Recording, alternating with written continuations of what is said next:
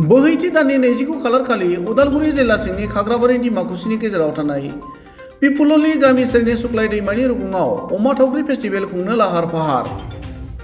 सानसेनि हाबाफारिजों खुंनो लानाय बे हाबाफारिनि थाखाय हाबा मावनाया जोबोर गोख्रैथिजों सोलिगासिनो। मारु प्रडाक्शननि बेनारजों गिबि खेबनि थाखाय खुंनो लानाय बे अमा थावख्रि फेस्टिभेलाव गुबैयै मिउजिक फेस्टिभेल होनना बानजाय आफादनि फारसेनिफ्राय फोरमायदों। आरो लोगोसेनो अमा थावख्रिनि थाखाय मुंदांखा बरनदि वाइल्ड लाइफ सेंक्सुरियाव जोंनि गेजेरनिफ्राय खम जालांनाय अमा थावख्रिखौ संरैखाथि होनाय आरो इयुन जोलैनो मिथिहोनायनि थांखिजों बे फेस्टिभेलखौ गिबि खेबनि थाखाय देग्लाय सानसेनि हाबाफारिजों खुंनो थि खालामनाय जादों होनना फोरमायनायजों लोगोसे फैगौ समफोराव मोजां सावरायलायनायनि गेजेरजों सप्तासे एबा बेनि बांसिन सम खुंनायनि थाखाय साननाय जागोन होननाबो बुङो। गुबुन फारसेथिं सानसेनि हाबाफारिजों खुंनो गोनां 29 दिसेम्बरनि अमा थावख्रि फेस्टिभेलाव बलिउडनि मुंदांखा मेथाइ रोजाबगिरि आस किं आरो लोगोसेनो बर'नि माखासे महरगिरि मेथाइ रोजाबगिरि फारियै हेलिना दैमारि, गेमस्रि दैमारि, फुकन बर', इलिसा बर', नितामनि बर' मोना बाहागो लागोन होनना खौरां बिजोंनि गेजेरजों फोरमायो। फैगौ 29 दिसेम्बर रबिबार खालि बेहाय जि खाग्राबारि आरो दिमाकुसिनि गेजेराव पिपुललि गामिनि सेराव सुक्लाय दैमानि एकदम नांजाबनाय बे बालाबारियाव जों मोनसे हाबाफारि लादों अमा थावख्रि फोरबो। बे माने मोनसे मिउजिकेल फेस्टिभेल होनना बुंबाबो गोरोन्थि जानाय नङा। बेहाय जों बलिउडनि सिंगार आस किंखौ लिंनाय जादों आरो बेजों लोगोसे ओनसोलनि एबा बर' सावथुन मुलुगनि फावखुंग्रि हेलिना दैमारि, गेमस्रि बिथांमोना फैगोन, बाहागो लाफैगोन। बेजों लोगोसे देंखोगिरि मेथाइ खनगिरि जोंहा फुकन बर' बिथां, इलिसा बर' बिथां, नितामनि बर' बिथांमोना बेहाय देंखोनि मेथाइ खनफैगोन। बेखायनो बे मोनसे जिहेथु गोदान बोसोरा फैथारसिगोन, गोजाम बोसोरखौ जों हगारसिगोन, बे मोनसे रंजानायनि मोनसे गोसोआव फैखायो जेब्ला बे समाव। बेखायनो बयबो बेहाय फैनानै लैहोर फैनानै बे माने फोरबोखौ जाफुंसार होनायाव बाहागो लाफैयो। आं बेखौ खावलायबाय। जिहेतु फेस्टिभेला गेदेर जानो थांगासिनो, नाथायबा सानसेनिल' हाबाफारि मानि थाखाय?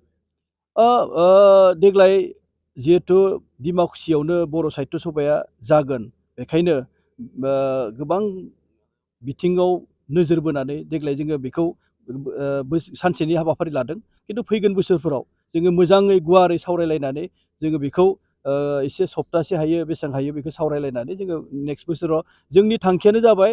बेयाव आं आगोलावबो बुंदों जोंनि सेरावनो बरनदि वाइल्ड लाइफ सेंक्सुरि दङ। बेहाय अमा थावख्रिनि थाखायनो बे सेंक्सुरिखौ डिक्लेयार होदों गभर्नमेन्टआ। आरो बे अमा थावख्रिया जिहेथु जोंनि गेजेरनिफ्राय गोमालांनो हमदों, जोंनि इयुन जोलैफ्रा बावनो हमदों, मिन्थिया।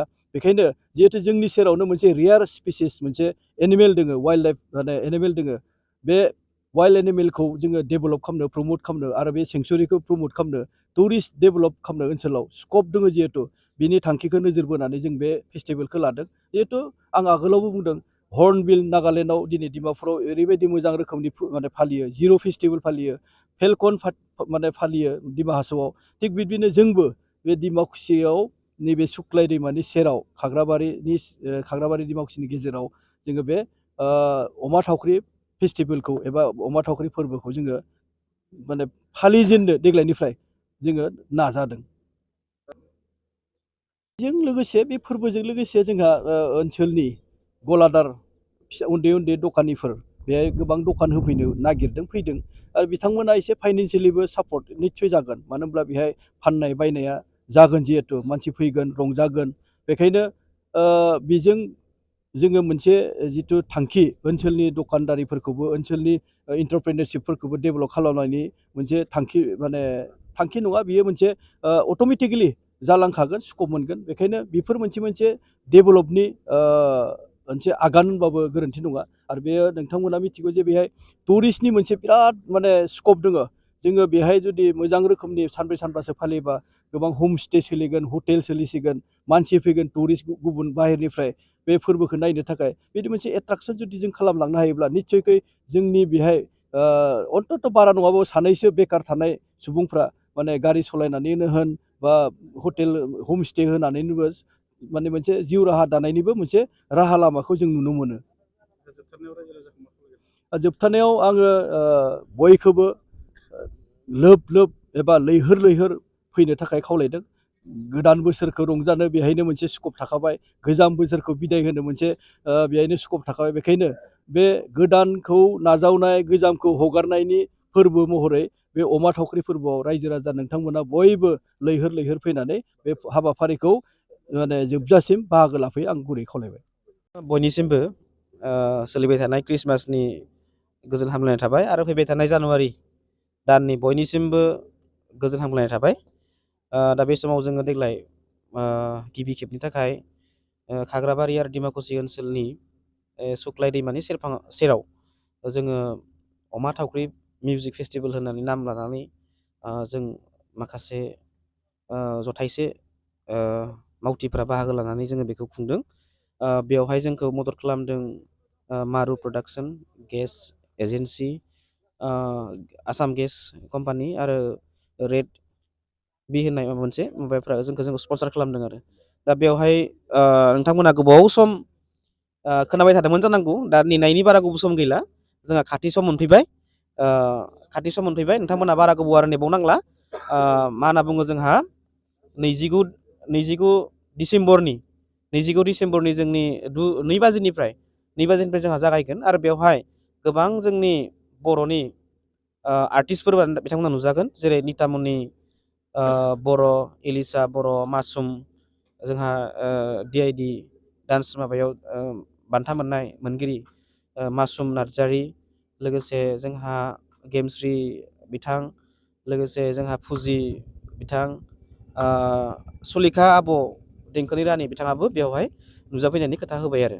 दा बे समाव जोंहा नाइट कालचार माबायाव प्रग्रामाव जोंहा बलिउडनि मुंदांखा, जों बयनिबो जाखांफुनाय सेंग्रा सिख्लाफोरनि गोसोखौ बोनो हानाय सासे सिंगार, मेथाइ खनगिरि एस किं होननाय बिथाङा जोंनि गेजेराव मोनफैगोन 29 डिसेम्बरनि 8 बाजियाव।